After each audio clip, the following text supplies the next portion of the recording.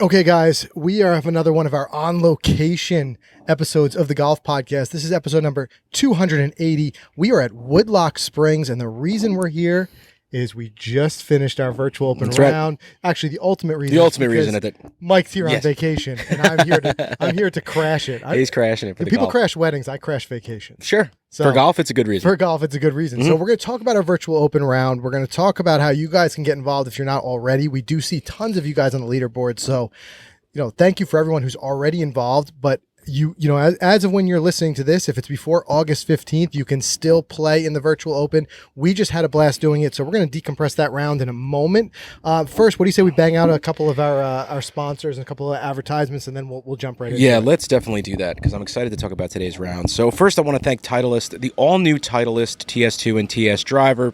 Clubs that Frank and I both have in the bag. They're fairway metals. They were made to give you two options to more speed.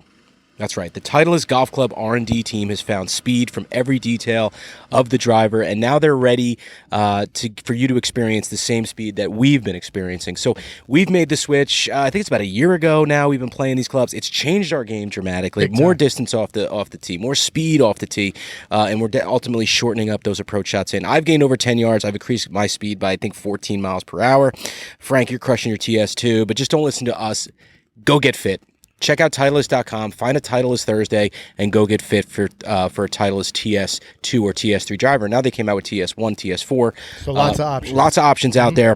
So that's excellent there. Thanks again for Titleist for sponsoring this show. I also want to thank ShotScope for the handful of V2s, handfuls, maybe I should say, that they've graciously offered for our best ball two-man scramble video that we just published a couple of. Which there's still about a week to get involved in that giveaway if you haven't already. Yep. Yeah, so check that out. It's, again, with ShotScope, just like Titleist, it's been over a year now using the V2 GPS and stat tracking system, which I have to say, it's a great golf product. I mean, we love it. For those of you who are new to the show, the V2 is the world's smartest golf watch. I mean, this little device right here, if you're watching it on YouTube, this device here on our wrist, it has over 40,000 courses. It offers you over hundreds of stats, and ultimately it helps you improve on the course, and then when you're off the course, you could take those stats, that whole dashboard, you can bring it right to a coach. They can dissect where you're missing everything and where you're strong and where you're weak. So do yourself a favor. Join the revolution.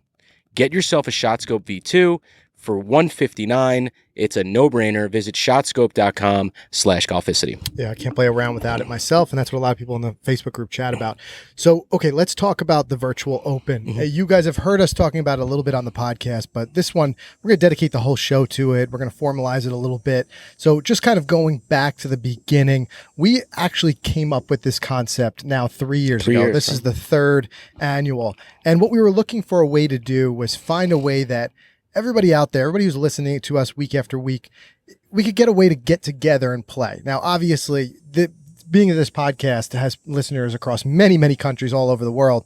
It's kind of physically impossible to get everybody physically together. So we dreamt up this idea of doing a virtual tournament where you could play around wherever you are and be part of this big leaderboard, this big overarching leaderboard that showed everybody.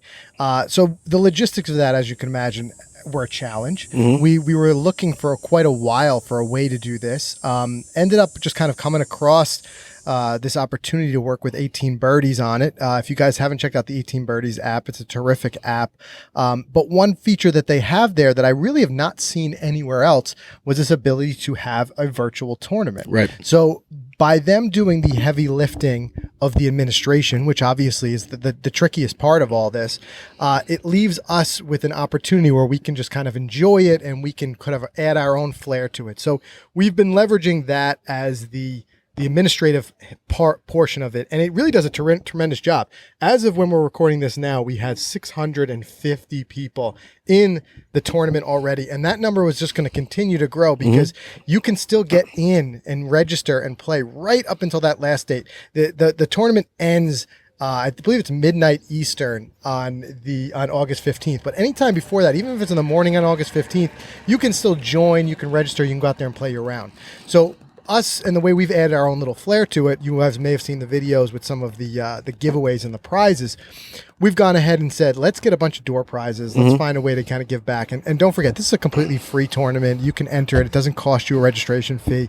basically, I love the line you always say, you're going to play golf sometime between July 15th and August 15th anyway. Might as well try you to might win as well prizes. register, play, get on the leaderboard, and get in there for the prizes. But we've got some huge prizes from some great supporters of the podcast and of the videos that we do, including, Shot Scope, as you've heard us talk about before. Chippo kicked in that really cool custom Chippo. Love that. We've got some range finders in there. The list goes on and on. Putouts, yeah.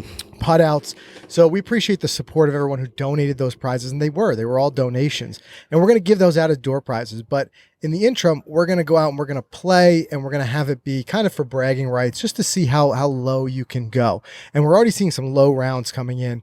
We know there's two sides of the spectrum. We've got people who listen to the show who are tremendous golfers, incredibly low handicaps, scratch golfers even. And then we've got some people who are very new. I had a guy just DM me the other day who said he started the game 3 weeks ago. There you go. And so we wanted to make sure that this is a way that everyone can get included. So this year we did it a little bit different with the handicapping system, because last year one of the hurdles that we had to overcome was people who didn't have a handicap. How could they get involved in the net scoring? Because they couldn't compete for the gross. I'm sorry, they wanted to get involved, in the net, because the whatever. Way we did that this year is we worked in the Peoria system, which is going to calculate a handicap based on your score that day. Basically, there's six secret holes. Those holes are revealed at the end of the tournament. They're at randomly selected in the app, and then what that'll do is it'll take your scores over those 6 holes, basically calculate it against par, and extrapolate that out and give you a handicap for the day.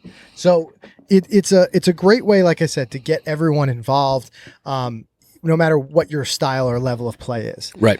So that's the logistics of it. What you do is you go out there, you play your round, and we did that today. So that's what I want to talk about. I want to talk a little bit about our round, about how that went, because it was a lot of fun. Neither one of us, I think, played our best. We weren't necessarily we didn't play our best. Happy with it.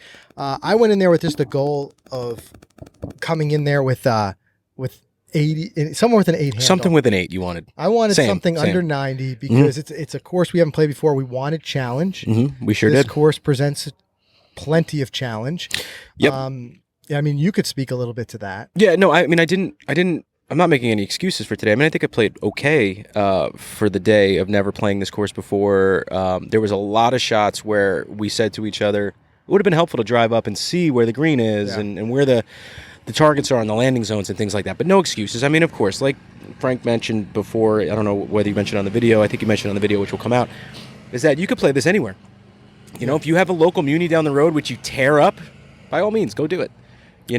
I just happened to be here on my family vacation. I heard great things about Woodloch Springs Golf Resort. I definitely wanted to play it. They graciously hosted us today, so thank you, Woodloch Springs, for having us. And we went out there, and I think we played pretty well for not knowing the course. I think so, too. So in the end, I came in with an 89. You came in with an 87. I'm going to look where we are on the leaderboard in a second, because that's going to keep changing.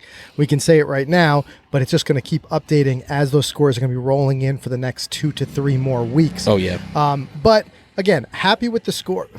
Happy in so much as that a little bit upset about some missed opportunities that I could have played better out there today, but happy with the fact that I still feel like I pieced something together. You know that feeling when you feel like you don't have your game, you don't have your best thing, but it's scrappy and you still feel like you find a way to get it done. Yes. I don't think I was pin seeking in any way today. I just wasn't hitting the fairways and the greens the way I'd like. I wasn't giving myself opportunities by putting it close enough, and my putting wasn't quite on, but I just stuck with it, just kept scrapping through it and just staying in a way and trying. We talk about this a lot on the podcast, how you not get frustrated. Right. A lot of people message us, be like, what's your tips for not getting too frustrated? My thing is always the takeaway is find the positives that you can build on. For me, a huge positive was parring, I think it was number 14, the signature hole. That's the signature hole, tough par 5. Incredibly tough par 5. In fact, usually the par 5s, we always say feast on the 5s. That's where scoring really comes in for us. Couldn't feast on any of them. Not today, man. All the par 5s were all tricky, real thinking man's holes. Like you had to think your way through them. They said it, right on it was pretty cool. At the tee box, you had like kind of an overlay, and it said it said, I think what was the exact wording? It said, par is a great score here. And you kind of just knew setting it up based on that it's going to be tough. But they were right there in front of your face saying these are 3-shot holes. Yes. These are not holes that you're going to be going after, even though they were short, not going after it in 2. Some of these par 5s we were looking at were 4 and change. They were short yardage wise. But they told you there is trouble about 270 out, take driver out of play. Right. So we're hitting these par 5s, and you're saying you've got to play for the 3-shot. So it was tricky in that way. And generally speaking, we say don't judge a book by its cover.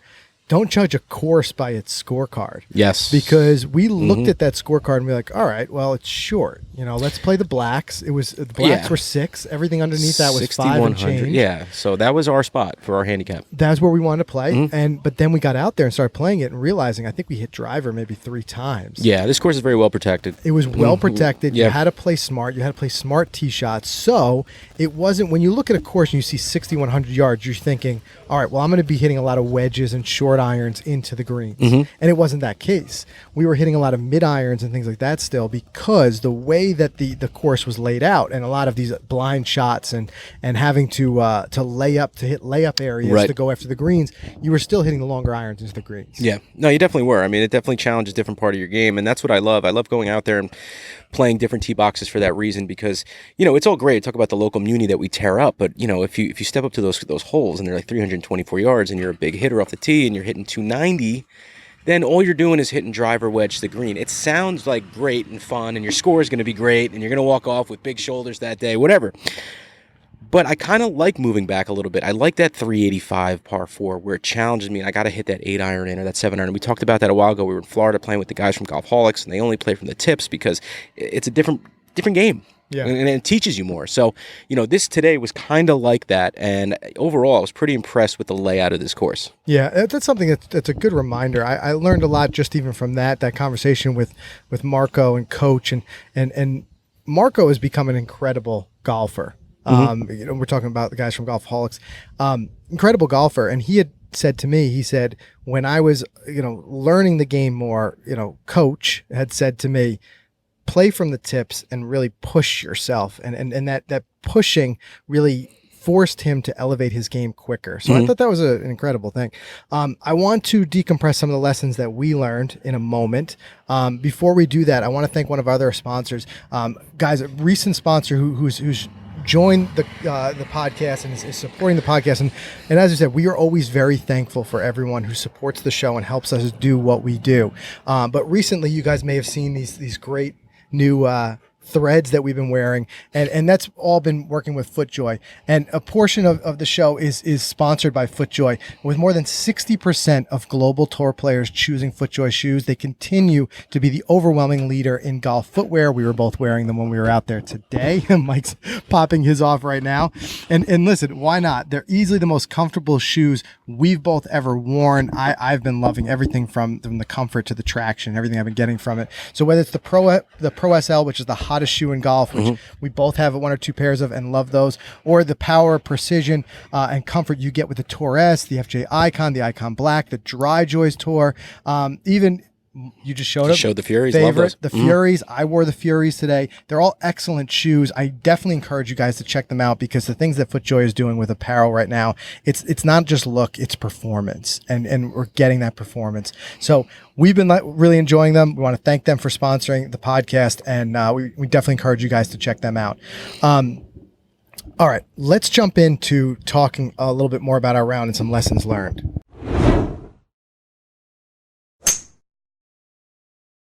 Okay, so talking about, I always try to get some takeaways no matter what, even if it's just a round like today where we just kind of went out there, had fun, shot as low score as we could on the day. Still try to learn some things from it. I think today one of the big takeaways is going to be course management. That's it. I think we learned very quickly on a course that has this many blind shots. If it's your first time playing it, take the extra 2 seconds, drive up a little bit, and view your shot before you hit your tee shot or whatever. And we did that on that par 5, and it paid off. Right. It definitely paid off. Paid off for you for sure. Paid off big time. So I'm going to do this as we're here right now. Let's pull up this leaderboard and take a look at where we ended up. Yeah, this is a good experiment because it's so early on in the Virtual Open that we're pretty high up on the leaderboard, and like you said, it's not going to last. So It's not going to last. Not with those scores. But what was really cool too is, don't forget, this is a live leaderboard, so you can view the leaderboard anytime, and all the instructions on how to get involved in this is at golficity.com/open. So it was kind of cool. As we're out there 3-4 holes in, the DMs start rolling in because people are watching it. They're saying, "Hey, you're playing well, playing not well, whatever the case may be." So taking a look here right now too, because of the way we structured this, the net leaderboard will not come in until after the fact. That makes sense. Because at the very end of the tournament, the secret holes are revealed, and at that point, the system goes through. And again, I love the fact that it handles this administration for us, because this would have been a challenge across 600 plus players. But it goes in and it calculates everyone's handicap, and then all of a sudden you're going to see that net leaderboard populate. But as for the gross, I ended up coming in tied for 37th so far. Again, that will change. And let's take a look at Mike here. Mike is, drum roll please as I scroll through this huge list to find your name. Where are you on here? Just start scrolling up. There you are, tied for 31st. There you go. Tied for Well, I know I 31st. shot two strokes better than you. Got to assume it was up. We've got some excellent rounds coming in. T. Roth shot 65. B. Williams, 67. S. Abramson, 68. So we've got a lot of really good scores. Yeah. And I love the honesty too. We've got some high scores. This is what we wanted. We wanted people who are going to play in all different levels, getting out there having fun. We've got somebody who shot 114, 111, 109, and I am in no way dissing or dragging them because I respect them for getting out there and posting their round. And I'm saying it more so as encouragement, because if you're new to the game and you don't feel like you can shoot a low score, so what? Yeah. So what? Have the courage to post it, because it's all for supporting everybody. We know we all started somewhere. Exactly. You know, but what's really cool is you can click on any name and you can see their whole scorecard, and you can see the games that are in progress live. So you enter your score in the app as you finish each hole, like what we were doing at the end of each hole. I'd pop the score in, and it goes right there, and it goes live. So, again, that's where we ended up finishing. But again, talking about some takeaways, I tell you, it drove home for me again today the importance of short game. Yes. Short game, absolutely.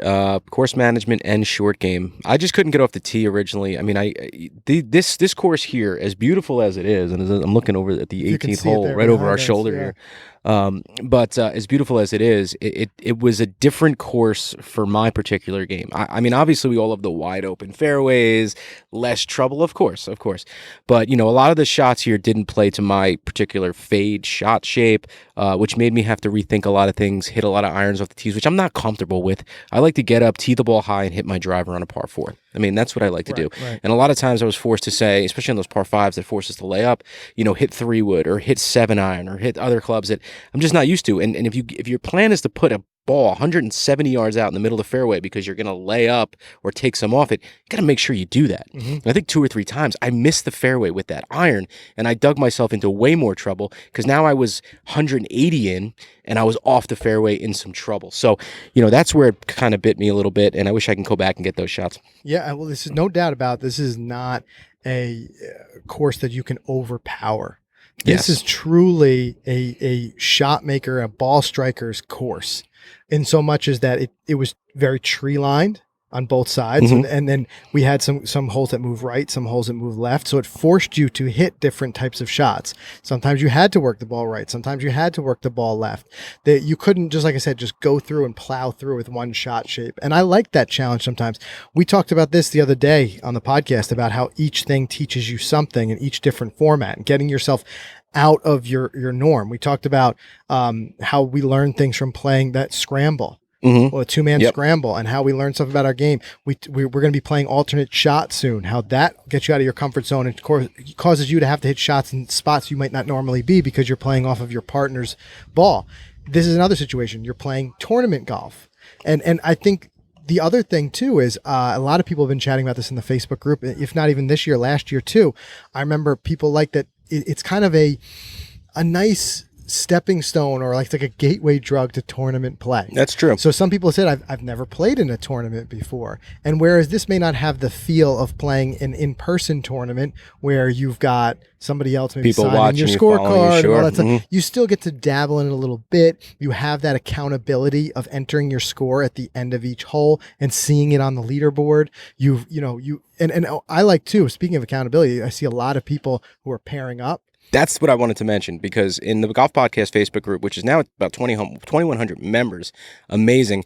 I see a lot of posts coming out saying, guys, who lives in the Iowa area that wants to play their virtual open round, or Michigan? It's all over the place. So we encourage you, hop into that group. There's someone from everywhere. Yes, there really is. There's someone from everywhere. You put a post out, say, I'm going to play my virtual. If you don't have anyone to play with, if you don't have that golf buddy nearby or things like that, jump in there, find someone and play, because that's going to make it fun. I even saw Eddie D'Attusa and Chris McEwen teamed up, right? And I think that they even did a quick drawing in the Facebook group for someone to play in their group. That's cool. They comped a round, if I'm remembering that right. There's so much in that group, it's hard to remember everything. But I saw that, and also within the 18 Birdies app, once you're in the tournament, there's a tournament feed there too. And I see a lot of those similar conversations, people from PA, Ohio, just the ones I think off the top of my head that I remember, of people saying, who else is playing? Let's get together. So again, it's kind of a little bit of a lower pressure intro into some tournament play.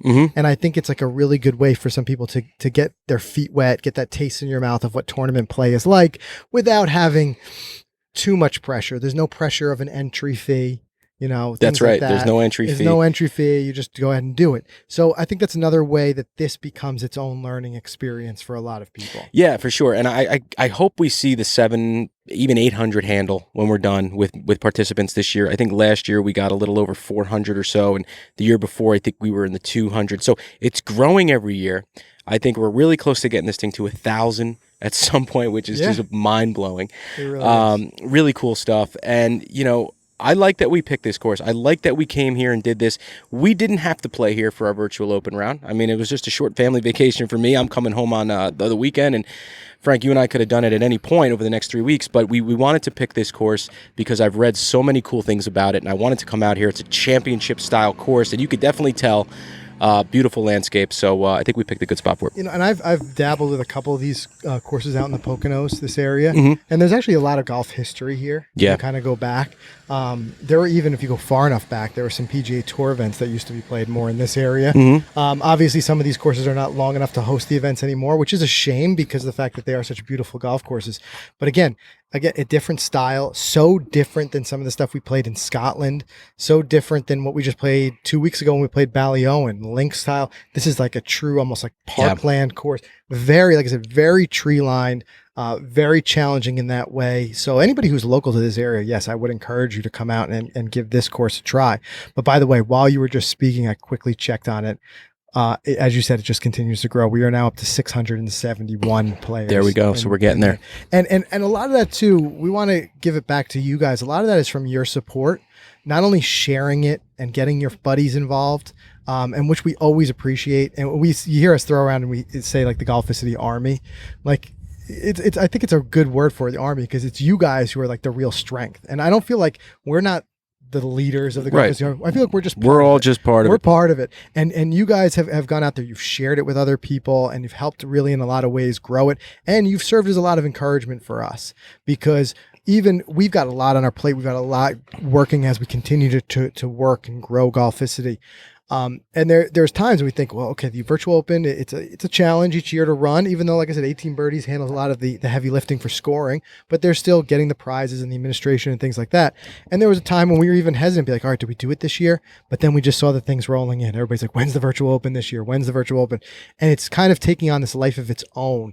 And that's where we feel like we're here to kind of like serve you guys and put that up there so we can do it. So everyone who participates, we appreciate that. Everyone who helps us grow it and share it, we appreciate that. Absolutely. Couldn't agree anymore. I mean, what a year it's been. And I've just been thinking about this for the past couple of days. I mean, it's July 17th, and already you and I in this venture, we've been down to Orlando for our Florida swing at the beginning of the year. We went to England for YouTube Golf Day at the beginning of May. 4 weeks later, we flew back across the pond for a week in Scotland. Those videos are coming out August 15th. It made me think of the commercial with you. Yeah, if you missed the Braveheart commercial, get on our YouTube channel or shirts on, even on our Instagram. Check it out. But, you know, I think maybe the West Coast in the fall, a lot of great things happening here at Golficity. And this Virtual Open is just one of those things in the middle of just a great year-long run at this that can kind of bring all of you in with us. So if you're not in it, please jump in it. Jump in it. And the last thing I want to talk about as far as, again, just going back to takeaways and things that we learned, because if you guys are new to the podcast, you might not know, a big thing that we do week in and week out is we say we're not pros. Where you can see our round, you can see our score. I mean, I shot 89 today, right? So you'd say, I'm in no position to be teaching. I'm not the person you're going to come to as a swing coach or stuff like that. My goal and Mike's goal and what's been from the beginning was to learn and absorb as much as we can about this game, and then go back and chat about it here, show it on the videos, do whatever we got to do to share our the stuff that we've learned with you guys in the hopes that maybe some of it helps you, right? So I like decompressing these things and talking about our faults and the things that we've struggled with and what we've learned from it, in hopes that maybe someone else it'll click and they say, you know what, that might help me too. That's my goal. That's the important part of the instructional part of this. So one thing I would say, again, it's going to be a strong focus for me continuing on short game. I've been working continually. This year has been a big putting year for me. You saw we did the lesson with Kevin Sprecher, also chipping close around the green. I worked with and picked as much as I could. I picked Andy's brain for me and my golf. Both of those have been tremendous helps for me. But again, today just kind of really drove it home. I know I wasn't really hitting. It's just one of those days where, like I said, when you're just not quite stroking it where you feel like the ball's going everywhere where you want it to go each time. Right. It's just like kind of a little bit more of a struggle to just make it work. It's a grind. It's more of a grind than anything. So grinding and not giving myself really close opportunities with my approaches, realizing it's where you realize how heavily reliant on the game, your score, that short game is. I 3-putt a few times than I shouldn't have. Some of my chip shots, I weren't leaving them close enough, and it just translates right in the score. And I just see it. And I see, if I play this whole round back in my mind, if my putting was on, all other things out the window, like everything else could have been the same. It could have been still a day where I grind and struggled and stuff like that. But if my putting was just a little better, I could have came in with an 85, 86. Yeah, absolutely. So it just shows you. Whereas if my driving is still very important, but I only got to hit the club maybe 4 times today. If that was a little bit better, it might not have made as much of a difference in my score today. But the putter, it does. And the putter is also something that you're going to use no matter where you are. It could be a course like this that requires shot shapes and it's shorter, or it could be one of those courses we talk about where it's long and you can bomb it. No matter what happens, you're on a green and you got to putt. So I'm going to continue to have that be my focus. What about yourself? Yeah, I think that's it. For me, it's mid-range irons. You're just getting more consistent with hitting greens, because I feel like, and I'm sure a lot of golfers can relate to this, all levels, that, if you miss a green, it's for me, missing a green on my approach shot is easily the difference between a par and a double. Yeah. It really is. It's not even a one-stroke difference. It's most times 2, because if you're off just the side, I mean, there's bunkers aside, there's a lot of high fescue, which, by the way, I'm pretty good in, right? And they're pretty good in those fescue shots. I've never seen anybody who's better at that live. Give me 90-foot putts and balls in the fescue, and I'll scramble like the best. Well, it does tell you, look, you have those shots often. So it shows that you get good at what you do. Yeah. So that's why, again, it leads back to saying, break out of your comfort zone, do new things, force yourself to hit new shots so you can get used to them and play them better. But as you were saying, we've talked about it before. We did a whole episode on greens and regulation. I'm sure we'll talk about it more. That is the biggest indicator of how you're going to score that day is number of greens regulation, because once you get yourself greens, you're giving yourself the opportunity to score. Right. Beyond that, that's where the putting comes in. Mm-hmm. If you're giving yourself the opportunity and the putting's clicking, boom. There's the recipe. It's right there. There's no secret sauce beyond that. Nope. So again, here's a situation, we're forced to hit some of those mid irons in because of the layout. And we walk out of it with something we know what to work on. Right. Which, by the way, this place is a tremendous short game area facility. Yeah, I love it. The driving range I was very impressed with. Was all natural grass, no mats. Yeah. And they've got a whole short game facility right there, separate even from the putting green. So if you are somebody who's in this area, it's a great place to come over and work on your game. And if you're here in this area and the winter creeps up on you, one thing that you did not see, because I went in the pro shop, there's a full indoor simulator. Oh, there is? Yeah, so you can get the work on in the winter here, which we know, Pennsylvania, Northeast, living in this area. I'm loving seeing more and more courses put those in. It's great. Which one I'd say you probably agree with me most impressed with was Atlantic City Country Club. That thing was, that place was ridiculous. All of a sudden you got 3 these nice simulators, old, full bar, and then you walk through that older club, and then there's this party room. room. Side. Yeah, it's like beautiful, new. It's like the ultimate party room. Yeah, and you had like 5 or 6 bays there of simulators. Yeah. I think. Again, that's going to be a trend, and we're seeing more and more of that, especially as the price of simulators comes down. It becomes technology, like with any technology. You're going to see more in that, and it's a great way to keep people swinging and having fun and engage with the game and engage with the club during the off season. Yeah. All right. So yeah. Unless you have anything else you want to add. I've got add. nothing. I'm melting. It's 150 degrees out, and there's a storm cloud coming our way, and we're outdoors right now doing this. We couldn't have got luckier. I know. Because it looks like we're going to get hit with a thunderstorm right after we walk out. Humid, sticky day. But I tell you what, again, everybody who has participated already in the Golficity Virtual Open, we thank you for that. If you haven't, get involved. Check it out. It is a no-brainer. It's free. And like I said, even if you're listening to this podcast after it's, a couple weeks after it's been recorded, as long as it's before August 15th, you can still get involved. If not, mark your calendars because we're going to do it again next year. We're going to try to shoot for those same dates every year so everyone gets used to knowing when it is. It's going to be July 15th through August 15th. Go to golficity.com. You're going to have a step-by-step walkthrough. It'll take you 2 minutes to get registered.